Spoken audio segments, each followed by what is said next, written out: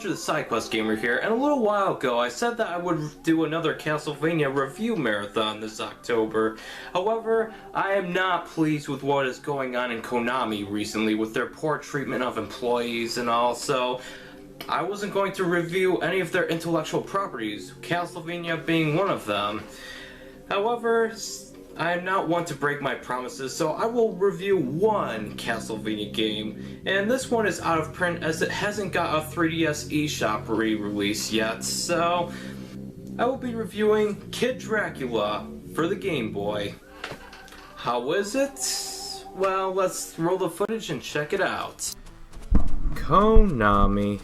Now, I may be preaching to the choir when I say that Konami's treatment of its employees and Hideo Kojima is entirely unacceptable. I was going to do a These Crazy Days in Gaming episode of the Konami situation, but Review Tech USA, Alpha Omega Sin, Jimquisition, and the Retro Replay pretty much brought up every point to the table so that me doing a Konami rant would just be bandwagoning for views. However, when rewatching my Super Castlevania 4 review, it begged the question as to whether Konami did treat their employees correctly in the first place, as big corporations would probably make employees sign non-disclosure agreements about what goes on in the buildings, and in the credits of Super Castlevania 4, all employees were forced to be credited by fake names, like for example, the director of Super Castlevania 4's development, Masahiro Uno, was credited as Jun Furano. They probably did this as a way to keep the employees as long as they can and make sure no competitor can hire them. Despite that changing now, that would explain why a few of these employees have been with Konami for such a long time. But enough about Konami. Let's talk about this rather interesting Castlevania spin-off, Kid Dracula. Kid Dracula is a 2D side-scrolling platformer developed and published by Konami for the Game Boy in 1993. This game is chronologically a sequel to the Famicom game Akumajo Special Boku Dracula-kun. However, it is actually a remake in the gameplay sense. This game is probably the most unusual video game sequel we've gotten in America. It does fit my definition of a reimagining where it's a sequel and a remake. However, it's a chronological sequel to a Famicom game we've never even gotten in America. Let me elaborate further. This game involves the evil Galamoth, you know, the hardest boss in Symphony of the Night, taking over Kid Dracula's army once again. So Kid Dracula sets out to recruit back members of his army, as well as take down Galamoth. Now, Castlevania fans have long speculated Kid Dracula is actually Alucard because Vlad Tepes Dracula didn't become the vampire Dracula until his wife was executed by villagers, therefore becoming the monster we know today after losing faith in humanity.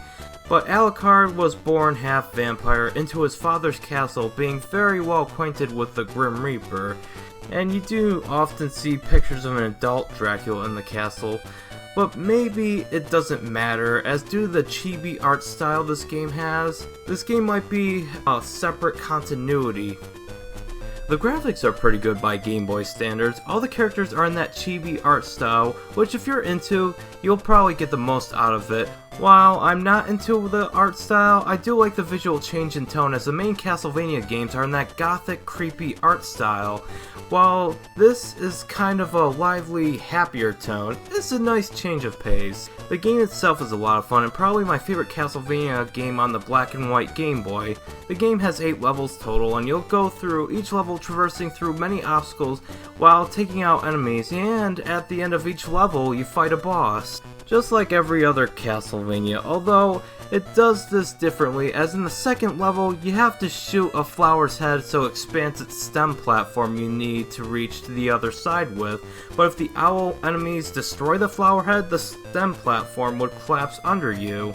Which I have to admit is very clever in a gameplay sense. And there are many more instances in the game like this, like the roller coasters or the cloud platforms. There's just so many to list, and it's very unusual, but a nice take on the platforming genre. And the boss battles are even more interesting. Like in the first level, you fight a child, and then after defeating it, it will cry out of the arena, and its bigger father would attack you. But after defeating the father, it will also cry out of the arena, and then its bigger, invisible grandfather would come attacking you. but it will eventually just collapse by itself, having to be dragged out by its offspring, which I found really funny. This game really doesn't take itself seriously as it sports that very Japanese anime sense of humor, and I have to applaud it for that. I do like the minigames after you beat a level. If you collect enough coins from defeated enemies, you can cash them in to access one of the 4 minigames, which could either earn you more coins or more lives.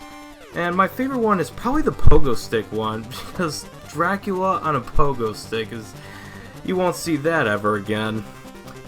However, I do have a few problems with this game. One of them being visibility issues. I know that the Game Boy has a very small screen, but there are instances where enemies would ambush me without warning, especially on the roller coaster platform section of level 3. Kid Dracula does control fine. Press B to jump, A to attack, press select to change secondary power, and hold A to either use a super attack from that secondary power or to take advantage of the select button power up, like holding A while the secondary power up is bats would change you into a bat, but it's only for 5 seconds before you change back to your normal Dracula form, so don't use it to traverse through long distances. The soundtrack is very happy and upbeat, and it's decent enough for this game, but it's not too memorable, to be honest. My favorite track is probably the forest theme, and while it's great for Game Boy standards, it's not exactly my favorite in the franchise, but I do applaud Akiko Ito for composing it. But overall, other than some visibility issues, this game aged moderately, and if it's $7 or $8 American dollars used, go for it. Although, because this game didn't sell well, it's going for $60 to $70 as of writing. And for a decent platform game that could be beaten in 3 hours or less, it's not worth it. Unless you're a collector.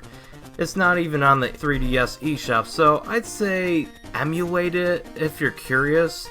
But overall, I give this game a 77 out of 100. It's not a must-have for the Game Boy, and it's not even a must-have for Castlevania fans, to be honest. But it's very charming and worthy of at least one playthrough.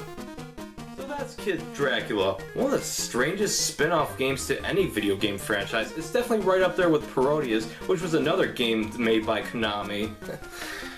Anyways, be sure to tune in next week for the final part of my Halloween marathon as I review Doom 2, Hell on Earth. Finally! Anyways, thank you so much for watching, and remember to stay scary. Yeah, I'm still going with that. I know the joke is getting old. I don't know any other way to conclude this review.